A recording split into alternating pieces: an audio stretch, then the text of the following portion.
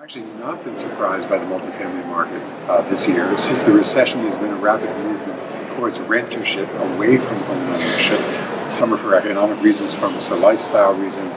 But so the multifamily market has remained strong, and also interestingly, the banks have been very restrained in lending, and so there has not been an oversupply. Maybe in some places a modest oversupply, but we've not seen dramatic oversupply. So supply and demand are either well balanced, or in some places there's not enough supply. So that's good for occupancy and rent growth. So it's a stable, consistent year. So I think that's rather than a surprising year. In general, we're seeing a greater interest in holism in communities. So we're seeing that people don't just want a place to live, they like a place to live and work. We're seeing more co-working spaces. We're seeing residential lobbies become almost more like hotel lobbies, designed as places for people to hang out and sit on a computer and work and socialize. We're seeing a greater desire for community. We're seeing a rapid rise in people seeking sanctuary.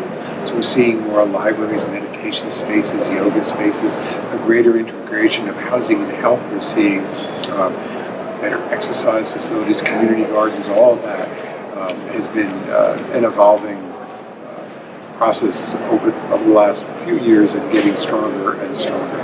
My particular focus is in affordable housing, and there, these integrations of housing and health make even a bigger impact on our residents, who often are more vulnerable to mental and physical health issues.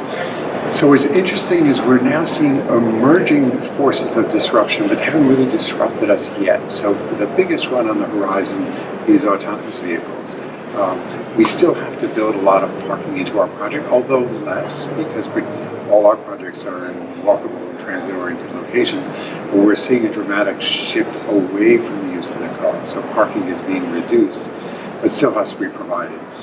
So developers are now beginning to think about the time 10 or 20 years from now when they will need no parking or almost no parking. And so we now are thinking about how do you design parking to be adaptable. And interestingly, I am seeing almost all urban multifamily markets becoming more favorable. So for example, there's a huge boom in Columbus, Ohio right now.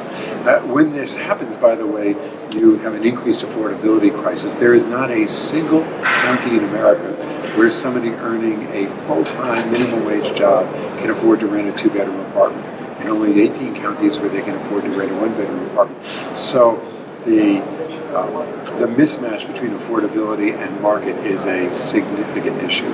I also think that a lot of multifamily developers have been projecting continued rent rises, and I'm not seeing the income growth that will match that. The bigger question then is another disruptor, which will be the automation of jobs. And the New York Times today has a very interesting map of where the automation of jobs will most likely impact. A lot of it tends to be in the Midwest, and so when jobs go away, then income goes away, and then people can't afford to rent. And so those are the multifamily markets to be more concerned about.